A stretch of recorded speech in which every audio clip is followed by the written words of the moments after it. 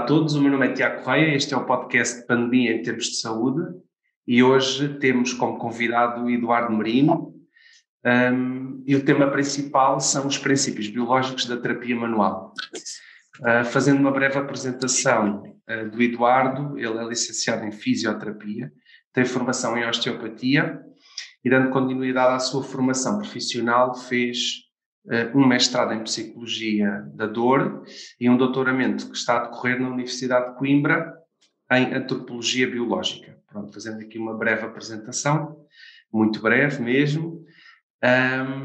Então, vamos lá, Eduardo, fala-me aqui então, por favor, um bocadinho destes princípios biológicos da terapia manual. O que é que nos podes acrescentar? É um prazer estar aqui contigo.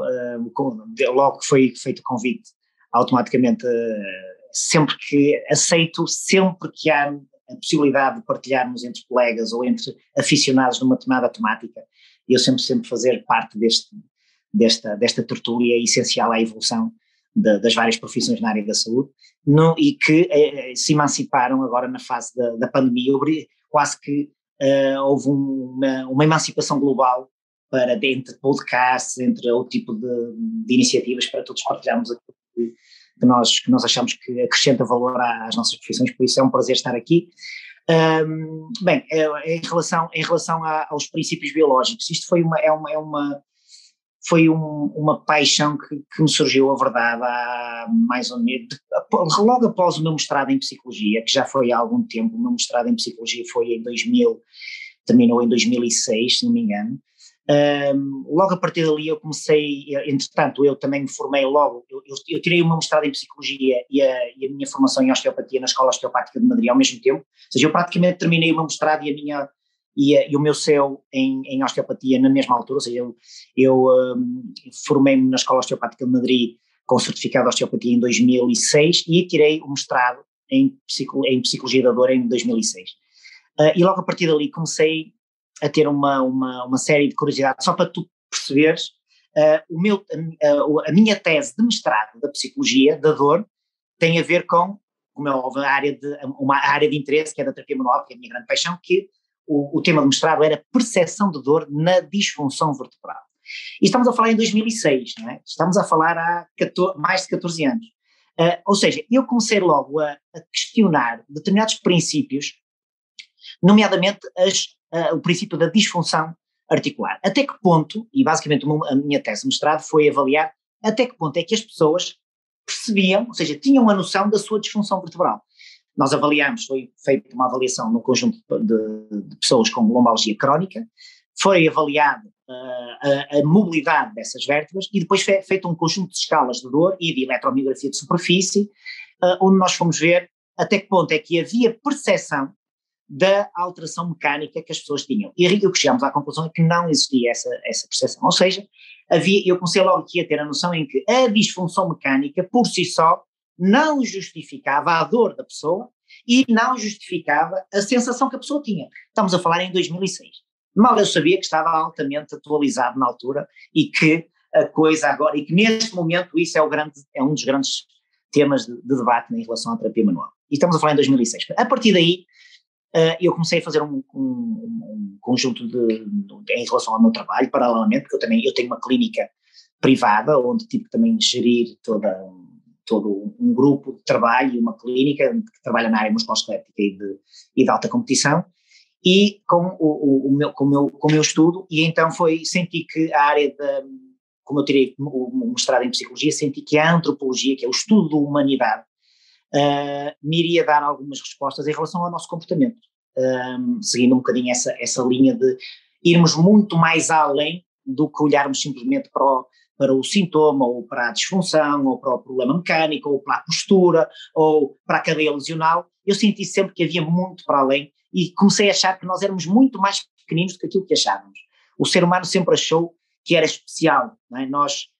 Se nós recordarmos há uns anos atrás, desde o criacionismo, achávamos que o ser humano foi algo criado por Deus e por os vários deuses que existem no mundo, e à medida que fomos estudando, fomos percebendo que realmente nós somos seres que evoluímos e fomos evoluindo ao longo dos anos, e que somos mais um ser vivo na face da Terra que, paralelamente com os outros, tentamos sobreviver. E basicamente esses princípios biológicos é percebermos qual é realmente o efeito que nós imprimimos num paciente quando tocamos no paciente, quando mobilizamos o paciente, quando fazemos técnicas de alta velocidade num paciente, a importância de uma consulta que tem que ser muito mais do que isso, tem que se perceber a pessoa, tem que se fazer parte, ou seja, uma consulta é muito mais parte do paciente do que parte do profissional. Antigamente o profissional estava numa hierarquia muito elevada, onde se sentia que era o supra-sumo de uma consulta. Hoje em dia o profissional de saúde é um mediador do paciente, está ali para o ajudar a perceber, a mediar um bocadinho todos aqueles sintomas, a tentar perceber, e depois a autonomia do paciente é essencial. Ou seja, nós basicamente cada vez somos mais tutores, mais mediadores do próprio processo do que os agentes principais. Acho que essas coisas estão a mudar e percebemos o que é que realmente nós fazemos e termos essa humildade é meio caminho andado para poder permitir esta autonomia do paciente. Eu penso que estarás a falar um pouco de um modelo que agora se fala bastante, que é o modelo biopsicossocial. Sim, é um modelo que o biopsicossocial já é um modelo que, repara, em 2006 já se falava desse modelo biopsicossocial, que neste momento está ultrapassado. Porquê? Porque, se repararmos, biopsicossocial, em primeiro lugar parece que se separa as coisas, não? Está tudo misturado. Nós somos muito complexos. E faltam aí dois pormenores muito importantes que neste momento estão envolvidos, que é a cultura, ou seja, o cultural também está, ou seja, não só o social, a nossa cultura, e a parte biológica tem que estar alicerçada pela parte genética. Aliás, há um livro que é O Gene Egoísta, do Dawkins, que fala que realmente nós somos extremamente influenciados, muito mais do que pensávamos, pelos nossos genes. Há uns tempos atrás surgiu a teoria da tábua rasa, que era a teoria comportamentalista, que era o facto de defendiam que nós éramos completamente desenvolvidos pelo meio. Nós nascíamos, tábua rasa, e a partir daí era a influência do meio que fazia de nós aquilo que somos. E a verdade é que isso não é assim. Existe uma grande influência do meio, mas nós somos extremamente influenciados pela nossa genética, pelos nossos antepassados, e tem lógica isso acontecer, porque compensa a humanidade ter genes que nos colocam, é quase uma caixa de ferramentas genética que já passou um conjunto de alterações no seu passado, que já sobreviveu. Normalmente são perfis genéticos já bastante desenvolvidos em relação a isso, que nos permitem estar mais preparados para a vida que nós temos e para a adaptação ao meio. Ou seja, temos biológico, psicológico, social, cultural e genético. E todas as crenças associadas a isso. Existe hoje em dia, é tudo um complexo muito, muito maior do que aquilo que nós imaginávamos há uns tempos atrás. Bom, eu ao ouvir-te falar abre aqui várias portas e várias janelas, isto é, vários caminhos, porque podemos pensar em outros fatores, como a questão espiritual, a questão como a forma como a pessoa interpreta a dor, a forma como ela vê a dor, a importância que ela dá à dor, a forma como as pessoas que estão à volta dessa mesma pessoa também têm a relação com essa própria dor que a pessoa tem e o próprio desequilíbrio que pode existir. É muito interessante. Agora, deixa-me só colocar-te aqui uma questão voltando atrás. Então, o que tu falaste relativamente àquela questão da mobilidade é que vocês estudaram e verificaram que a falta de mobilidade de uma estrutura específica na coluna não estava associada a um quadro de dor que o paciente... Exatamente. Um bocadinho aqui com as hérnias discais, não é? Ter uma hérnia não é sinónimo de ter dor. Sim, e mais, e agora das hérnias, eu ainda aprendi que uma hérnia uma hérnia interna ou posterolateral tinha determinadas características quase que era sine qua non, ou seja, nós chegámos ali, se tens uma hérnia interna, ela comprime a parte interna da raiz, vais ter uma inclinação homolateral do paciente com dor controlada. Neste momento sabes que isso não é verdade, ou seja, tu podes ter uma ressonância a dizer que a pessoa tem uma hérnia esquerda, extrusa à esquerda, e a pessoa tem dor à direita. E tu olhas para a ressonância assim, mas a ressonância está com pressão o disco está a comprimir a raiz L4 à direita, e a pessoa tem dor irradiada pela perna esquerda. Hoje em dia estamos a perceber que é muito mais do que a estrutura. Pode haver muitos fatores, não só posturais, que podem estar a influenciar o quadro clínico, ou seja, a patologia, a dor, a sensação de dor. Pode haver uma série de situações que podem estar a influenciar isso. Eu agora estava a pensar, eu não quero ser mauzinho, mas é aqui um bocadinho aquela situação de fazer diagnósticos por imagem, não é? Então temos o paciente à nossa frente, então vamos lá fazer aqui uma ressonância para ver o que é que você tem. Eu acho isso surreal, não sei qual é a tua opinião. Não, e fizeram um estudo em 2019, que eu até publiquei nas minhas redes, espetacular, que foi, pegaram em pacientes com patologia aguda de ombro, se não me engano, envolvia capsulite retrátil e tendinite da coifa dos rotadores. Todos os pacientes. E então o que é que eles fizeram? Avaliaram os pacientes, pegaram os pacientes que tinham dor no ombro direito ou no ombro esquerdo, mas não fizeram ressonância, mas não só o ombro afetado. Fizeram ressonância aos dois ombros. E o incrível é que não notaram quase diferenças. Ou seja, as pessoas tinham tendinite no ombro que tinha dor, mas também tinham tendinite no ombro contralateral. E isto está tudo explicado, não é? Se tu pegasses nas duas ressonâncias, tu nem sabias qual era, julgavas que as pessoas tinham dores nos dois lados. Mas realmente o nosso sistema nervoso de percepção de dor e de manifestação de dor é tão complexo que ele quase que seleciona aquilo que realmente nós precisamos para entrar, para que naquele momento é na interpretação do nosso organismo, do nosso sistema nervoso central e de tudo aquilo que envolve essa percepção, aquilo que é importante combater e a patologia que é importante combater e que nos está a limitar. Eu não gosto de referir suscetibilidades, mas pronto, a verdade é a verdade e dou a quem doer, mas aqui bate um bocadinho naquela questão da medicina convencional, que cada vez, da percepção que eu tenho ao longo destes anos de experiência, que é cada vez a medicina convencional tem menos tempo para ver os pacientes e baseia-se muito nos exames para chegar a um diagnóstico, é uma coisa surreal, eu não consigo perceber. Eu acho que isso está a mudar um bocadinho, sabes? Eu acho que isso existiu, acho que existe uma nova linhagem médica que está a mudar. Eu tenho tido agradáveis surpresas com médicos destas últimas gerações, com uma visão completamente diferente. E ontem estive a falar com um médico ortopedista, com esta nossa forma, como nós estamos agora a conversar, uma capacidade de partilha muito grande, que era uma coisa impossível de acontecer há uns anos atrás. Acho que existe uma nova linhagem que está a surgir, com também esta vontade de fazer medicina de forma diferente, muito mais proximidade, muito mais entendimento, muito mais multidisciplinar. Eu acho que está a mudar muito. Eu sou um bocado otimista. Eu sou pessimista de um ponto de vista global. Ou seja, quando digo pessimista, não é um pessimista de vamos todos. Sou muito pragmático.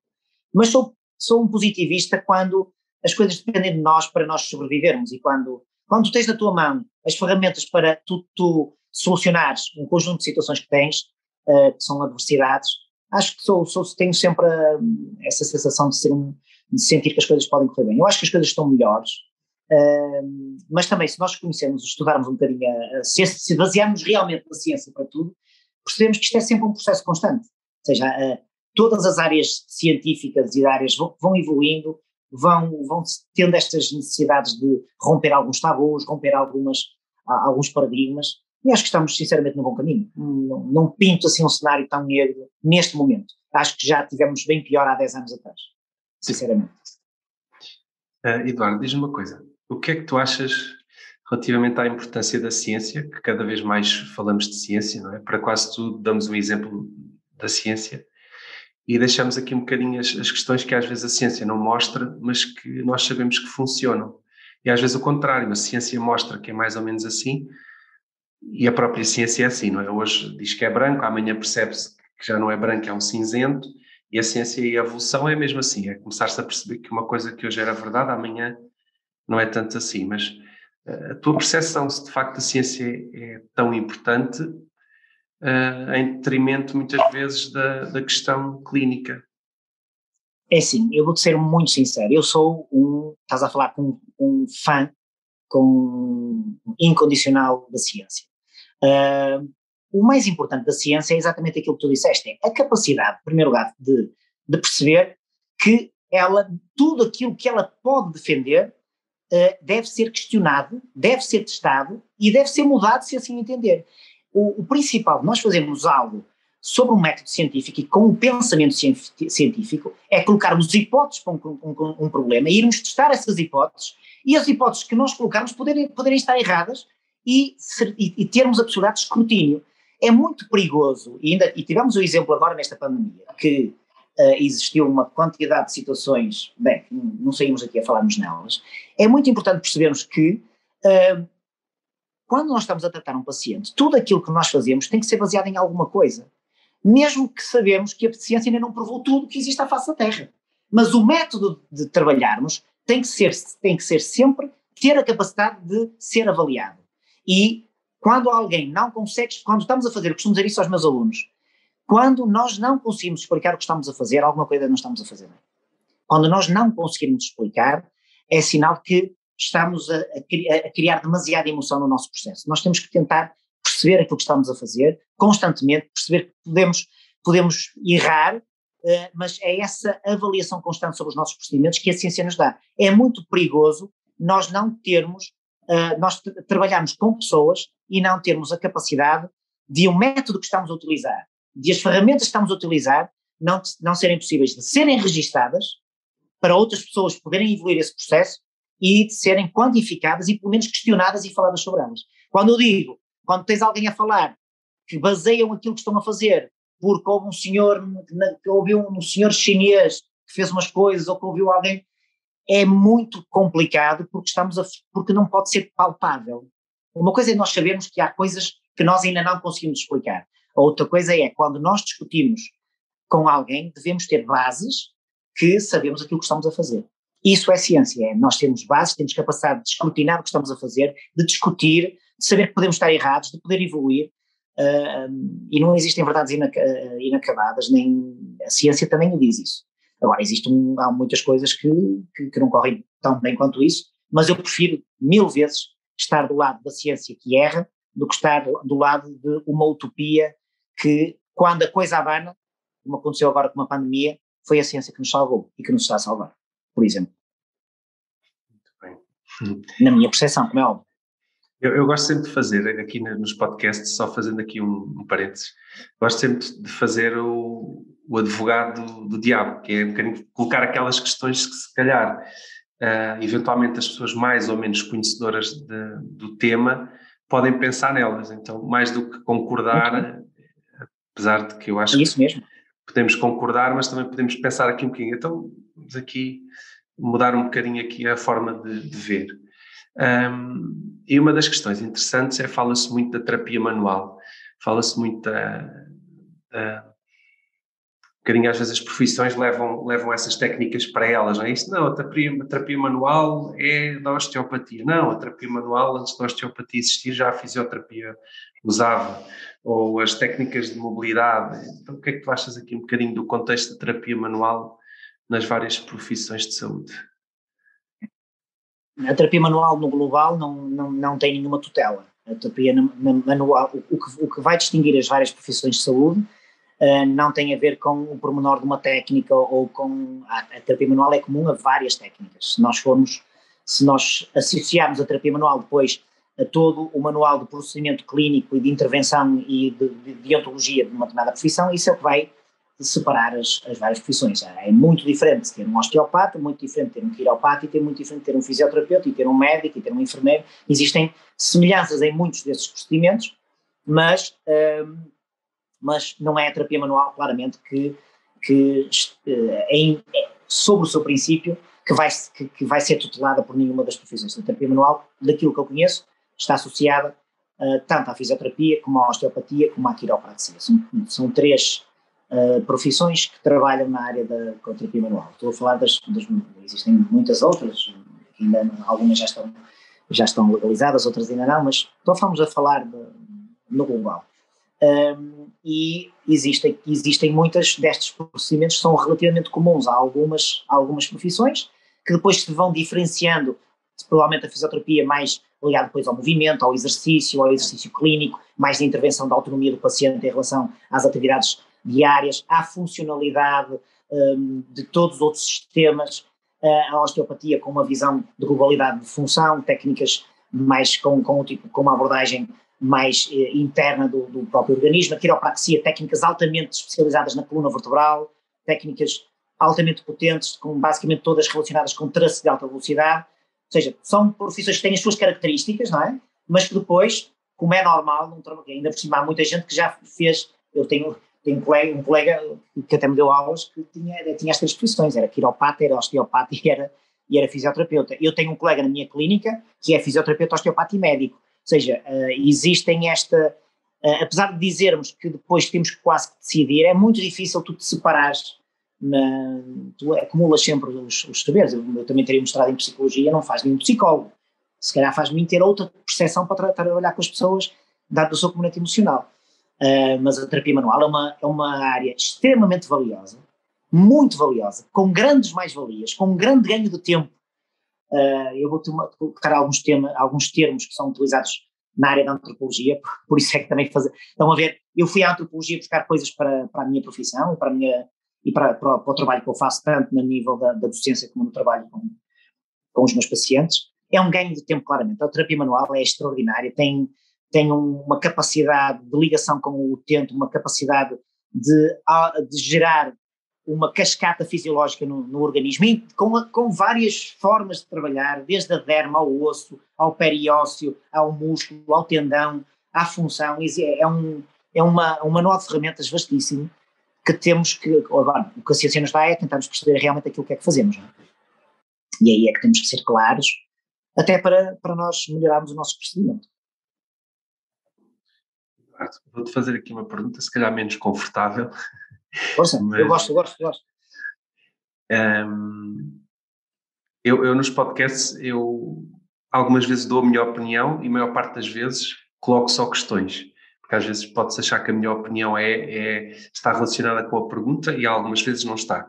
Então, a percepção que eu tenho tido ao longo dos tempos relativamente ao que se sabe da fisioterapia e o que se percebe como é que a fisioterapia trabalha, independentemente da qualidade dos fisioterapeutas portugueses, que a qualidade é fantástica, mas a percepção que se tem, será que é um bocadinho que continua a ser aquela situação de massagem, calores úmidos, TNS, ou eu falo em geral e coloco a questão em geral, não particularizando a qualidade dos profissionais, mas aquilo que se obriga um bocadinho a fazer, se é por aí ou se tu tens uma percepção diferente.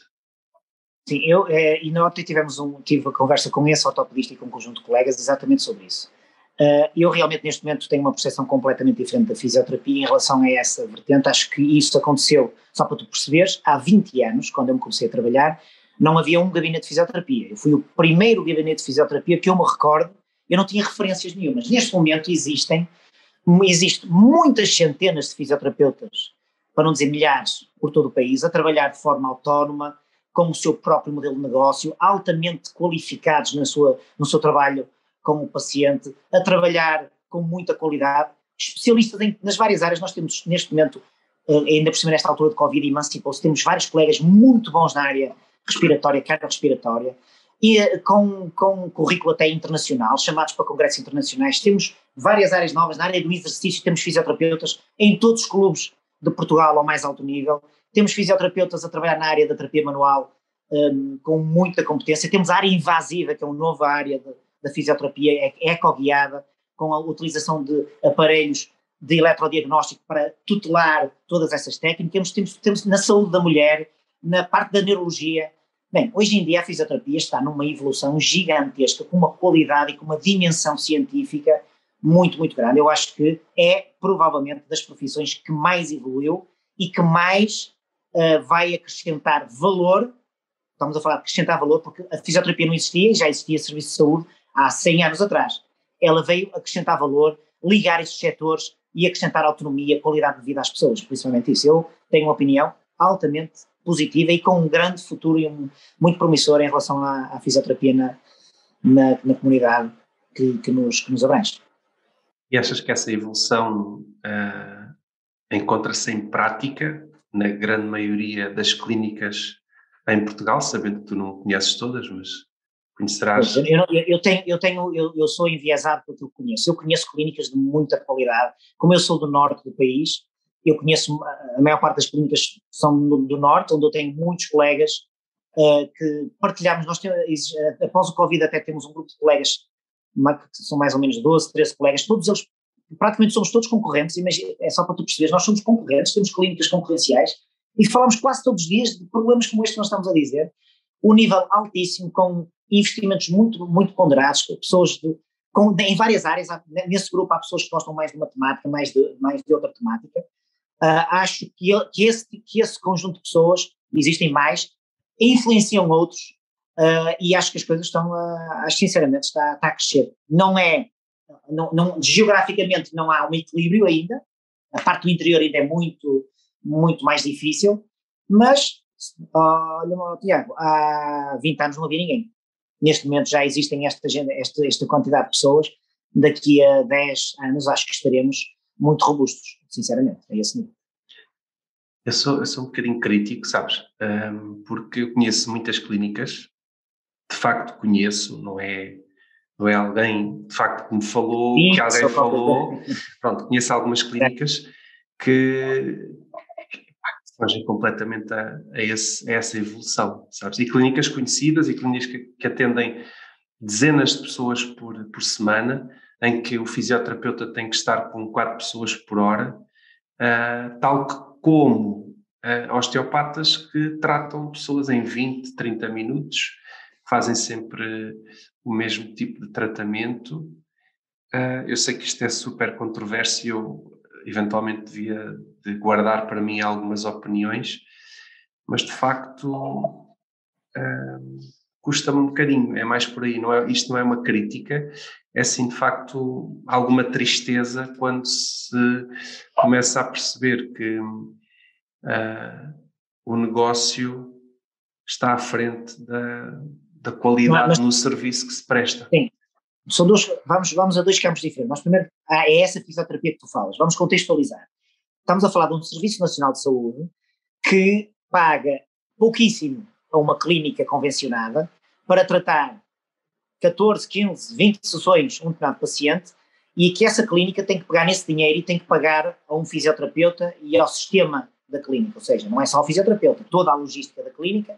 Normalmente, ainda por cima, esses pagamentos não são feitos a médio prazo, não é? Agora utilizado um termo científico, a médio prazo, e que essas clínicas sobrevivem com alguma dificuldade, e para sobreviver não conseguem ter qualidade, ao mesmo tempo que conseguem ter algum dinheiro para ter um fundo de maneiro. Paga-se muito pouco, o Serviço Nacional de Saúde paga muito pouco, e então para a clínica funcionar tem que colocar os fisioterapeutas, e para lhes poder pagar a 8, 9, 10 euros a hora, tem que colocar 3, 4 pacientes, porque senão não conseguem pagar ao fisioterapeuta, e não há clínica e não há sistema de saúde.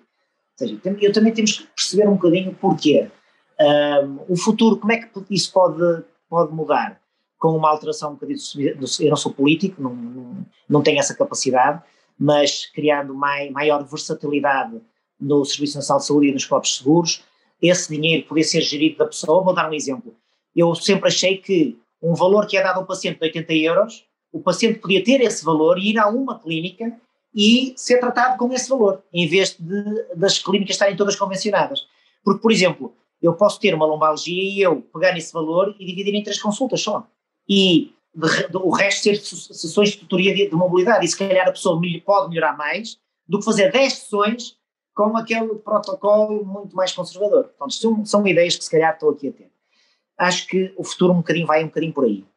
Em relação aos osteopatas que trabalham 20 minutos, isso acontece. Há um, eu não sei qual, coreano ou chinês, muito engraçado, eu não sei o nome dele, e ele é muito famoso, ele faz vídeos em direto a tratar pessoas em hotéis, em aviões, não sei se já viste esse. Não. Ele é um senhor assim forte, ele tem uma equipa, e ele faz, independente, tu podes doer o tornozelo, podes doer o cotovelo, pode doer, não interessa, ele faz as mesmas técnicas igualzinho a toda a gente. Aquilo não existe, não há, ele pergunta, o que é que dói? Dói aqui. E então ele faz, imagina, dói-te o ombro, ele puxa o ombro para cima, dói, e ele tal, faz manipulações de alta velocidade, com muita habilidade, com um show-off, e depois faz, tudo é show também. Isso influencia, atenção.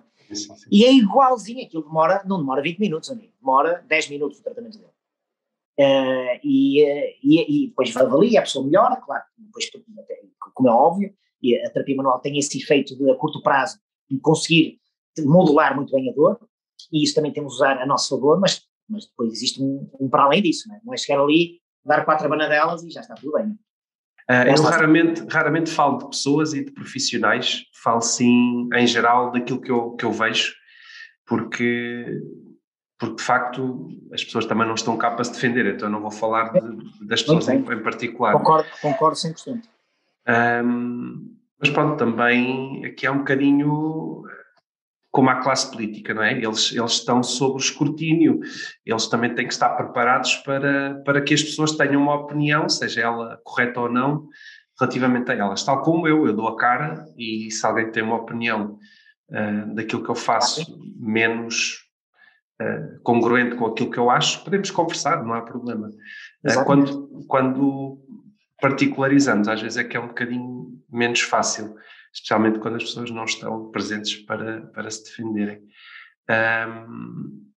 Mas sim, há fenómenos interessantes nas várias áreas e da minha área, que é a osteopatia, de facto sim, também encontramos, mas em todas as áreas da saúde, há médicos que demoram 5 minutos com um paciente, outros demoram 10. É transversal. Aliás, muita coisa é transversal. Sim, eu próprio também sou um ser humano e também tenho os mesmos tecidos que tu tens, não são iguais, mas e também vou ao médico, eu também consigo avaliar e tenho essa percepção, tenho a percepção que há coisas que são semelhantes, a forma depois de se tratar é que é diferente. Eu também costumo dar um exemplo, e não quero falar muito, eu costumo dar um exemplo aos meus pacientes, que é quando me perguntam qual é a diferença entre a osteopatia e a quiroprática, ou osteopatia e fisioterapia, quais são as diferenças? Eu costumo dizer, olha, nós partimos todos do mesmo sítio. Estamos aqui em Sintra e vamos para o Porto. O osteopata pode ir pela A1, o fisioterapeuta pode ir pela A8, depois sai em Leiria, mas nós vamos para o mesmo sítio. O nosso objetivo é o mesmo, que é ajudar o paciente a ficar bem. Pronto, e há uns que vão mais rápido, há outros que vão a pé, há outros que vão de bicicleta, há outros... Isto, no fundo, o que eu quero dizer com isto é, todos nós temos o mesmo objetivo, chegamos a lá de formas diferentes. É o que eu costumo dizer. Eduardo, fala-me agora aqui um bocadinho, falaste das técnicas de alta velocidade, fala-me aqui um pouquinho quais são as características destas técnicas na tua prática clínica e... isto é uma coisa relativamente recente, em que principalmente nos últimos 5 anos, toda a área de investigação da osteopatia foi obrigada, e bem, a tentar utilizar outro tipo de recursos científicos, outro tipo de estudos mais atuais para justificarem a sua prática. E uma das que mais surpresa no sentido positivo, promoveu foi a técnica de alta velocidade. Realmente o Trust, né, que é assim que é denominado, o Trust de alta velocidade, cria uma modulação muito específica de vários sistemas relacionados com a dor e com a própria saúde do organismo. O que acontece, se nós pensarmos, agora vou falar um bocadinho da minha área, a nível dos princípios biológicos, uma técnica de alta velocidade gera um estímulo altamente primitivo ao organismo, porque nós vamos surpreender o corpo humano. Enquanto uma mobilidade, o corpo está a sentir a mobilidade, uma mobilidade ativa, ou até um movimento acessório, ou até fazemos um contrair e relaxar, está a haver uma tomada de consciência do paciente, o paciente faz parte integrante, mesmo que seja uma mobilidade com um plano articular bastante exacerbado. Um thrust é uma manobra de alta velocidade que vai surpreender e vai criar em alerta o sistema nervoso autónomo. E o que acontece é que o corpo vai tentar perceber o que é que se passa. E esse tentar perceber gera normalmente um momento em que vai haver o sistema nervoso autónomo vai entrar em ação, vai haver o sistema nervoso simpático vai ser ativado e vai haver se existir uma alteração de mobilidade naquela região, se houver uma alteração muscular, uma alteração de congruência da própria articulação, vai haver um momento em que nós vamos ganhar essa mobilidade, vamos conseguir ter um ganho de tempo. E esse ganho de tempo não é muito duradouro. O que se nota é que as técnicas de alta velocidade conseguem ter eficácia por um curto espaço de tempo, mas nesse espaço de tempo é o suficiente para nós, a partir daí, criarmos mobilidade ao paciente, gerarmos autonomia, ensinarmos a fazer movimento, utilizarmos também princípios de ação muscular, de atividade, de inibição recíproca, de trabalho isométrico, depois dependendo da nossa avaliação e do contexto clínico, mas o thrust de alta velocidade é uma técnica extraordinária que, bem efetuada, promove uma algo que não há nenhuma outra técnica que consegue fazer. Consegue criar um input sensorial do sistema nervoso autónomo que vai haver um momento de reação em que o organismo vai ficar surpreendido e nós, nesse momento de surpresa, vamos ganhar mobilidade, vamos aliviar a dor do paciente e vamos permitir que outras técnicas sejam feitas de uma maneira muito mais qualificada. É esse o ponto. E é aqui que entra a hipo e hipermobilidade. Pronto, a hipermobilidade e a hipermobilidade tem mais a ver com o conceito de avaliação. Quando nós entramos em osteopatia, logo nos primeiros anos, independentemente da escola, damos esse conceito, que é, nós temos, o organismo funciona por adaptações e nós, em determinado momento, podemos ter regiões em que vão mexer demais, que são as hipermobilidades, e outras que vão mexer de menos, que são as hipomobilidades. A técnica de alta velocidade efetua-se sobre uma hipomobilidade. Isto era o que se aprendia numa fase inicial. E quando existia uma hipomobilidade, o que ia acontecer é o corpo iria compensar com mais movimento noutra região do corpo. Vamos imaginar que nós tínhamos uma hipomobilidade em L3, L4, provavelmente iríamos ter uma hipermobilidade na charneira dorsal-lombar ou na articulação, vamos imaginar, entre L5 e S1. Ou seja, havia esta teoria de compensação de um lado em relação ao outro. A teoria é válida, atenção, o nosso organismo funciona com essas alterações. O que neste momento está a saber é que o traço de alta velocidade pode não ser só efetuado em hipomobilidade e pode ser efetuado também numa hipermobilidade. Porquê? Porque o ganho de tempo que nós vamos ter, ou seja, a tal surpresa numa articulação hipermóvel, que em teoria não se deveria mexer, está-se a perceber que se for mexida em determinadas amplitudes e em determinados graus de movimento, podemos ter vantagem, desde que respeitamos sempre os limiares biológicos da dor do paciente. E o traço de alta velocidade não é feito só neste momento da articulação. Podes fazer no osso, podes fazer na pele, podes fazer no músculo, podes fazer nos trajetos musculares. A manobra de alta velocidade é altamente eficaz sempre que nós estamos a trabalhar e a surpreender o nosso paciente. Uma coisa interessante também é percebermos que o conceito de hiper e hipomobilidade, apesar de ser um conceito simples de percepção, pode não estar completamente associado sempre às técnicas específicas, ou seja, nós podemos sempre trabalhar em hipermobilidade e em hipomobilidade. É uma coisa, o que se está a perceber é que antigamente não se mexia em hipermobilidade, não, neste momento pode-se mexer em hipermobilidade, pode-se trabalhar na função, pode-se trabalhar até no grau de amplitude máximo de hipermobilidade, numa entorse tibiotársica, numa luxação de um dedo. Se eu tiver uma luxação de uma falange, eu posso, logo após algum tempo, criar mobilidade, apesar de ter um processo inflamatório, posso trabalhar, ajudar o organismo a modular todos esses mecanorreceptores e automaticamente recriar uma nova mobilidade e uma nova defesa do organismo. Então aqui evitando sempre, está-me a faltar a expressão. O grande objetivo é evitar padrões capsulares, rigidez, atrofia muscular e por aí fora. É o grande objetivo deste tipo de abordagem. A grande vantagem deste tipo de abordagem. Existem algumas abordagens médicas para a imobilização. Tentar logo numa fase inicial imobilizar aquela estrutura e depois existe alguma ciência, às vezes a ciência que diz que… Sim, é verdade, é que é o mais seguro. Vamos imaginar que a pessoa não tem possibilidade de ter um profissional de saúde a ajudá-la. Se tiver uma entorse tibiotársica, para não fazer asneira, mais vale ficar imobilizado. Eu tenho uma história de um senhor que era massagista em direita aqui na zona, e ele fazia uma coisa muito engraçada. Todas as entorses que as pessoas tinham, ele colocava uma pedra que ele dizia que tinha poderes, uma pedra de quartzo, e ele colocava a pedra na planta do pé, isto é autêntico que eu estou a dizer, na planta do pé, dava assim uns esticões ao pé, às vezes, provavelmente fazia uma técnica de tração da tibiotársica, aquilo de vez em quando instalava, outras vezes não instalava, não interessa. Pronto, ele fazia basicamente o menos, colocava uma pedra de quartzo, ligava ao pé em 90 graus e a pessoa tinha que ficar assim uma semana. E ao fim de uma semana o mineral tinha desinflamado e ela ficava boa. E a realidade é que aquilo resultava, mas não era por causa do mineral, porque se tu tivesse uma pedra no pé, tu pões o pé no chão e vai-te doer e tu não andas. E a imobilidade, e a pessoa que tinha não fazia asneira, ao fim de uma semana qualquer entorse, se tu estiveres parado sem fazer nada, deixa-te doer. Por isso, como é óbvio, e aqui tem muitos dos princípios das crenças, não é? Claro que não era o mineral, a propriedade do mineral que iria fazer ali uma desinflamação, era o repouso, a posição antálgica, a elevação da perna e estar quietinha para não fazer asneira.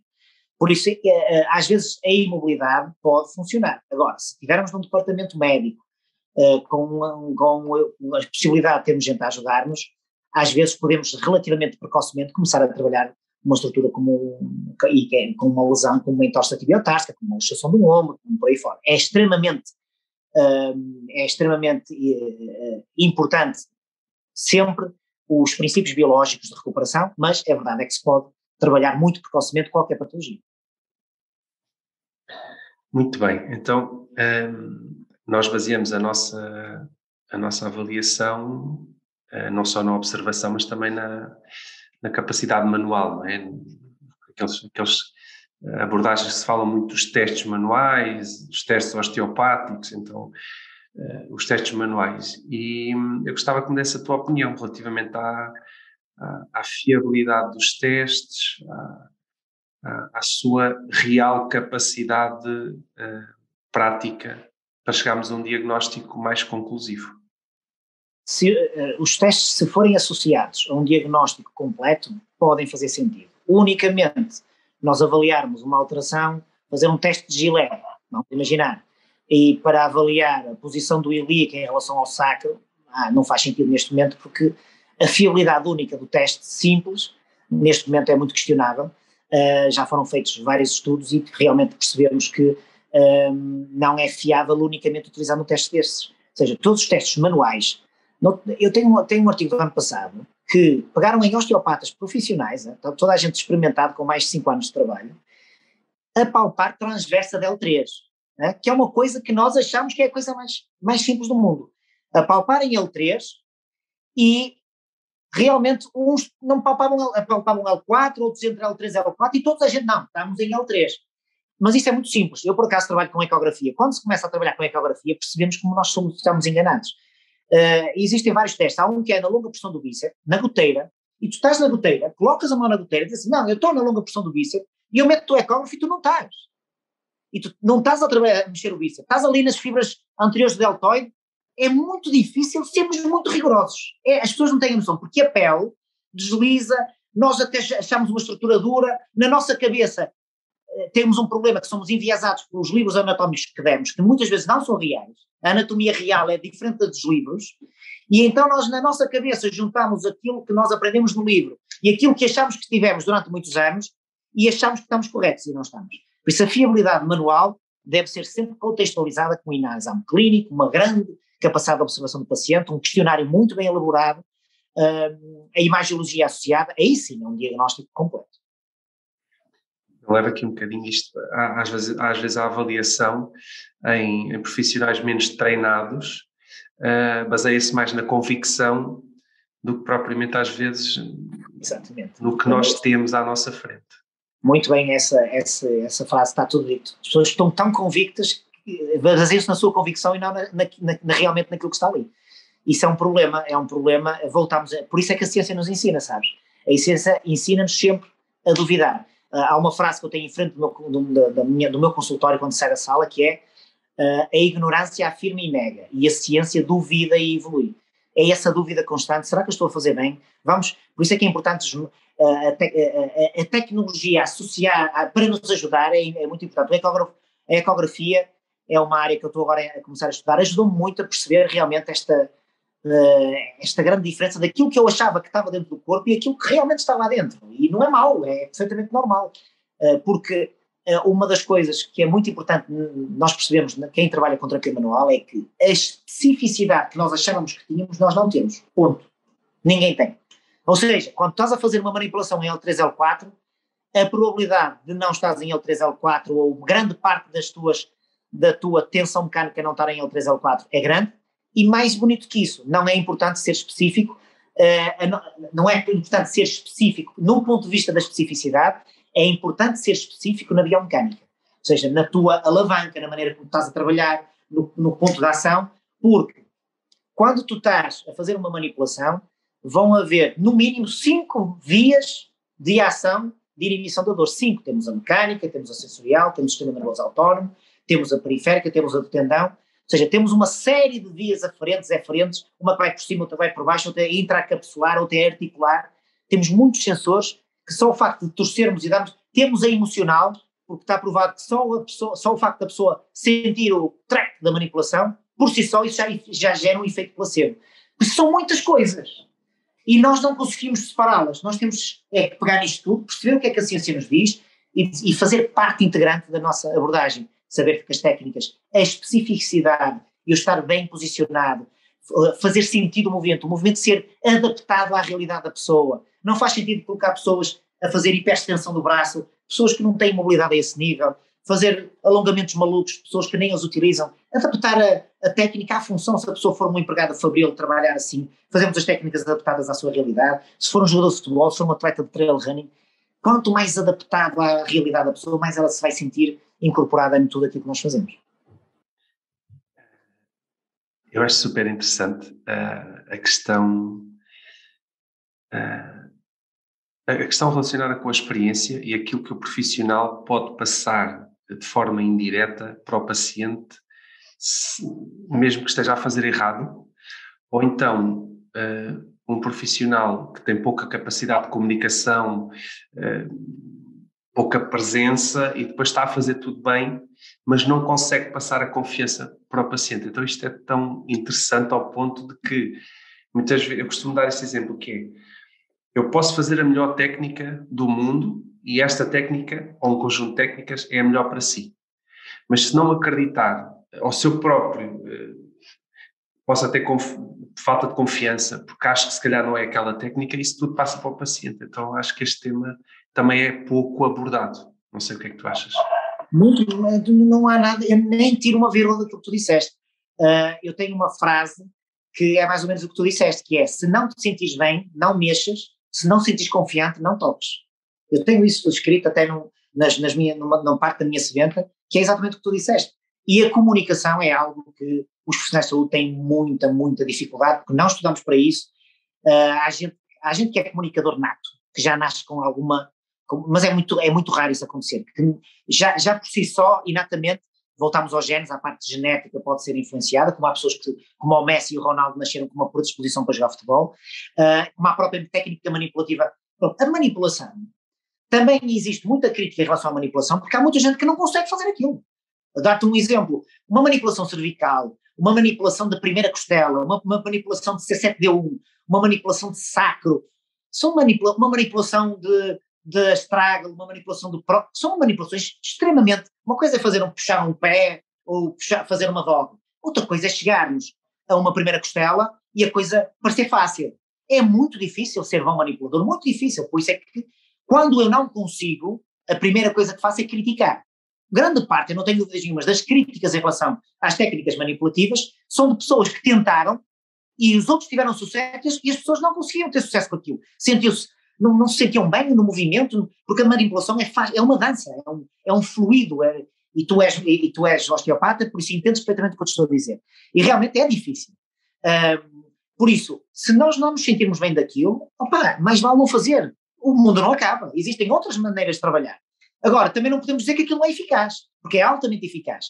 Por isso, é exatamente isso que nós estamos a fazer. Não acaba o mundo para nenhum osteopata ou nenhum fisioterapeuta, e acho que tu estás de acordo comigo, se não consigo fazer um truss da primeira costela. Vamos lá, existem muitas formas de fazer trabalho nesse nível. Agora, também não podemos dizer que quem o faz bem não pode fazer porque vai matar alguém. Para não falar existe um caso em 50 milhões de alguém que após uma manipulação teve um problema qualquer. É raríssimos casos de alguma manipulação, raríssimos registros de casos de problemas graves após uma manipulação. Não há, é muito raro, existe um caso em 1 milhão. Por isso é que temos que haver esse equilíbrio, nós também temos que ter bom senso a falar destas situações. E em relação à comunicação, é um problema que temos, as pessoas sabem comunicar mal, comunicam para elas, estão habituadas a comunicar, as redes sociais, as pessoas comunicam muito. Então na rede social, se tu reparares no global, os profissionais de saúde comunicam mal a todos os níveis. Olha, tu não vês eles nem sabem muito bem para quem é que estão a comunicar, se é para eles, se é para os amigos, se é para os pacientes, comunicações confusas, com palavras muito esquisitas, nós não sabemos muito bem qual é o objetivo, nós ainda estamos a evoluir muito a esse nível. Isso é uma área que também temos que evoluir. Acho que bom, eu também posso estar um pouco desatualizado, mas uma área que eu acho que devia ter mais expansão em termos de formação é sem dúvida bater na tecla da anamnese. Porque fala-se muito, não é? Fala-se muito dos testes que podemos usar, fala-se muito se fazemos um teste ortopédico, andamos ali às voltas nos testes, na avaliação física, mas depois muita gente tem uma dificuldade imensa, como eu costumo dar o exemplo, a anamnese é como um puzzle em cima da mesa, mas em que as peças estão todas separadas. Então nós vamos tentar juntá-las para no final ter um diagnóstico. Eu acho que é algo que devia-se investir mais, que é o que é que contempla uma anamnese? Que perguntas é que devemos fazer? Após esta resposta, o que é que nós podemos pensar? Claro que a anamnese não é estanque, dava para fazer centenas e centenas de anamneses, basta ter uma variante um bocadinho ao lado, não é? Não, dói mais de manhã, dói mais à noite, logo aí já muda tudo, não é? Mas bater nessa tecla, porque se formos muito bons na anamnese, tudo o resto vai ser muito mais fácil. Não sei o que é que tu achas. Concordo 100%. Nós tínhamos falado nisso há bocadinho, ou seja, quando estamos a fazer um historial clínico de todo o paciente, uma consulta, numa fase inicial onde se faz a anamnese, quanto mais rechearmos a consulta, quanto mais registarmos na nossa consulta uma anamnese, quanto mais completa, específica e direcionada depois para o paciente, o caminho vai estar completamente preparado para o nosso trabalho, e ao registarmos também vai nos ajudar em possíveis avaliações e vai ajudar o paciente a perceber realmente o porquê, quando aconteceu os seus problemas, quando aconteceram as suas situações, porque é que ele tem o que é a patologia crónica, que alterações de comportamento, porque se o paciente tem algum problema, nomeadamente crónico, tem que haver alteração de comportamento a partir dali, porque se a vida dele promoveu esta dor crónica, por isso ele, alguma coisa vai ter que mudar. A anamnese é essencial e esse cuidado da anamnese é essencial, e principalmente, e indo de acordo com o que tu estás a dizer, todos os dias nós vamos ter motivos para estudar. Todos os dias vamos ter um caso que nos vai obrigar a estudar. Eu acho que todos os profissionais que gostam muito daquilo que fazem nunca estudaram tanto como depois de tirarem o curso, porque são obrigados a estudar sempre coisas diferentes, há sempre patologias que nos dão ali mais que pensar, há sempre aquele caso que foge um bocadinho do paradigma, e acho que isso é essencial. Mas não sei se queres acrescentar alguma coisa, assim. Eu só queria só terminando a parte da especificidade, queria aqui colocar algo para reflexão muito interessante, isto entre dois colegas, que é o facto de falarmos da especificidade, e realmente nós percebemos que nós não somos assim tão especiais a vários níveis na solução do problema das pessoas, ou seja, nós somos um veículo importante, mas não somos a coisa do século, não somos a última bolacha de pacote, que é uma coisa que às vezes nós achamos, quando eu falo da profissão. Nós temos que perceber, temos que ser muito mais humildes a esse nível. E vamos dar aqui um exemplo clínico. Vamos imaginar que chega alguém com uma cervicalgia à nossa consulta. A mesma pessoa chega às nossas duas consultas, à tua e à minha. E ela tem uma cervicalgia, vamos imaginar aqui, empregada fabril, 50 anos, filhos, stress, todo aquele grande núcleo de pessoas que nos entram no consultório. E tu vais avaliar a pessoa, ela traz um raio-x, ela tem ali o típico que é um cartrose e osteófitos C4, C5, C6, vamos imaginar, dor de cefaleia de um lado, dor noturna, tal, dor irradia pelo braço, aquelas coisas, e tu avalias e interpretas que realmente ela tem ali um problema crónico, postural, de estar ali a trabalhar, muito stress e por aí fora, faz um trabalho específico sobre a cervical, trabalha sobre toda a região da omoplata e por aí fora, e a senhora, no fim da consulta, fica melhor, agradece, tu ensinas alguns exercícios, vai à vidinha dela e fica bem. Ela entra à minha consulta, a mesma pessoa, e eu estou a avaliar, e a mesma indivídua que está lá, eu avalio e digo assim, olha, há quanto tempo é que tem esta cicatriz abdominal que tem aqui? Ela, eu fiz tive aqui um problema fui operada aqui à minha apendicite há meio ano, e realmente esta cicatriz não ficou bem, tive uma peritonite. Eu disse assim, olha, provavelmente grande parte do que tem dessa sintomatologia tem a ver com a alteração que essa cicatriz faz em toda a musculatura anterior, altera a posição e vai forçar a sua cervical. Ainda por cima vai trabalhar e vai forçar ainda muito mais. Por isso, olha, eu não lhe vou tocar na cervical, vou trabalhar toda a parte do tronco, abdômen, trabalhar essa cicatriz, mobilidade do tronco, e hoje não vamos mexer na cervical. E vamos ver o que é que vai acontecer. Trabalho no abdominal, trabalho toda essa região, ensino a fazer exercícios e ela no final vai ficar melhor. Ou seja, nós os dois tivemos abordagens completamente diferentes, com pensamentos válidos, acho que tanto como são válidos os pensamentos, e vamos ajudar a pessoa e a fazer intervenções completamente diferentes. E nenhum nem outro estavam certos, nem nenhum nem outro estavam errados. Foi uma interpretação, e se chegasse outro e dissesse assim, olha, o problema aqui tenho aqui uma alteração da perna direita em relação à esquerda, vou-lhe pôr uma palmilha e vou-lhe fazer não sei o quê, e a senhora mete aquilo e ao fim de 3 dias altera os sensores e melhora. Ou seja, o que eu quero dizer, nós temos de ser humildes a este nível. E existem muitas formas de alterar e modular a dor da pessoa.